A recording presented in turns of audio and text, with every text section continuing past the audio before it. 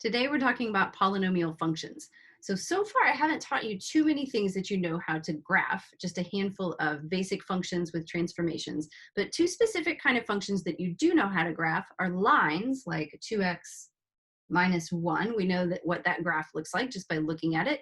And then we also learned what happens if you tack on an x squared, like for quadratic functions. So like if I add on a 3x squared here at the front, with polynomials, we want to ask the question, what happens if I keep on increasing this exponent? So what if I happen to add on an x to the third, or negative x to the fourth, or 5x to the fifth?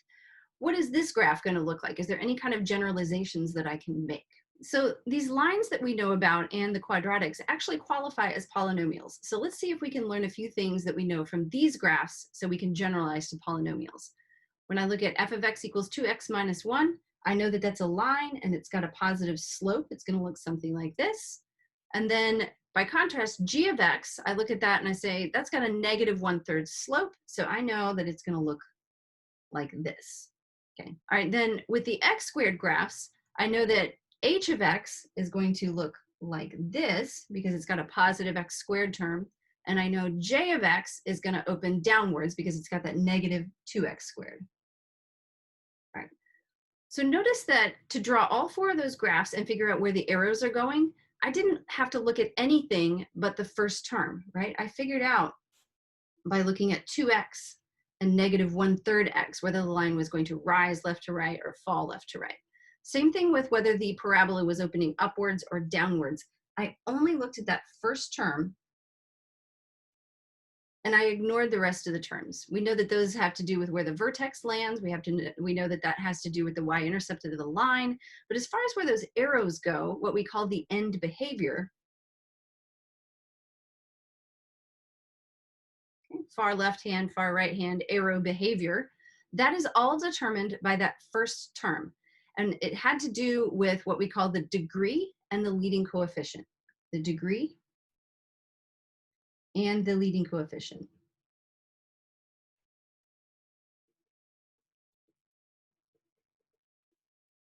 So the degree is the highest power of x present in the function, highest power of x.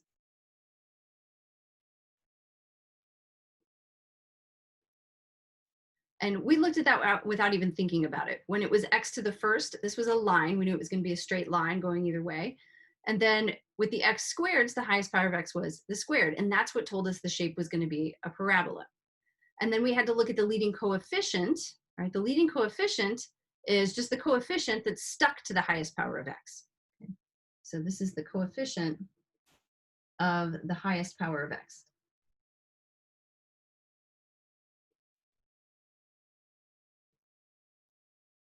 Okay, for f of x and g of x, positive and negative tells you it's got a positive slope or it's got a negative slope. For h and j of x, positive leading coefficient stuck to the x squared meant it was opening upwards. A negative leading coefficient means it's opening downwards. Okay, so with just looking at the degree and the leading coefficient, we can tell what the end behavior of the graph is going to be. The main skill I want to get out of this video is for us to be able to identify degree and leading coefficient of any polynomial that we look at. All right, so the degree, remember, was the highest exponent in the whole polynomial. So for f of x, that is the exponent that's living in this term. That's the biggest exponent that I see. So the degree is going to be the exponent, which in this case is 3. So when I ask you for degree, don't say x cubed, you just say 3. It's a degree 3 polynomial. Then the leading coefficient is just going to be the number that's stuck to the x cubed term, and that's going to be 2. All right, so just go on a treasure hunt here. What is our leading term here? I kind of hit it in the middle of this one, right? That's the highest exponent is a 4, so this is a degree 4 polynomial. And our leading coefficient is the number stuck to that term, -6. All right, our last one looks a little bit tricky. H of x equals to 3. This is actually just a horizontal line, y equals 3, but it still counts as a polynomial. So what is its degree? Well, it doesn't have an x that I can see, but it does kind of have a phantom x to the 0. Remember that anything to the 0 equals 1. So we would call this a degree 0 polynomial. It's not a very interesting polynomial. And the lead coefficient would just be the number stuck to that x to the 0, which is the 3. The last thing that I want to talk about in this video is generally what polynomials look like. All right, so I'm going to hop over to Desmos and take a look at a bunch of them. All right, so I've got more polynomials graphed here than you might want to look at. And the first one is one that we're familiar with. It kind of looks like a squished version of x cubed because my y-axis, look, I'm counting by 20s on the tick marks.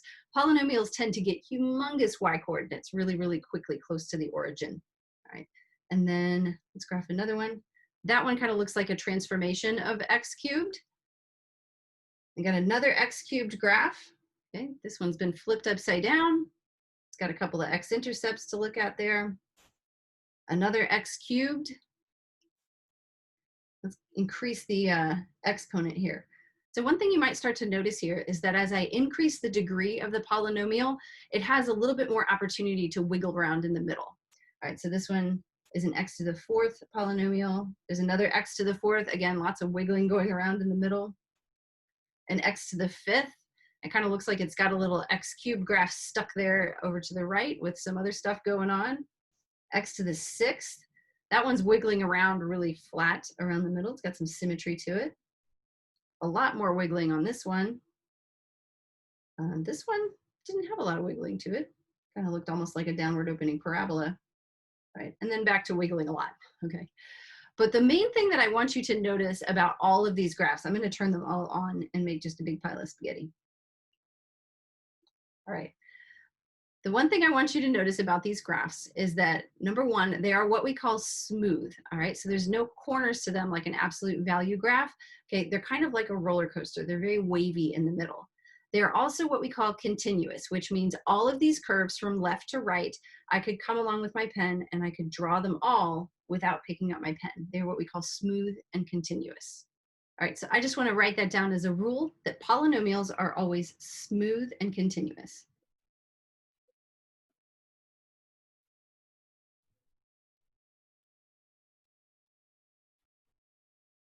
Okay, smooth, meaning like a roller coaster. You never have a roller coaster shaped like a absolute value graph. And continuous, it means you can draw it without picking up your pencil.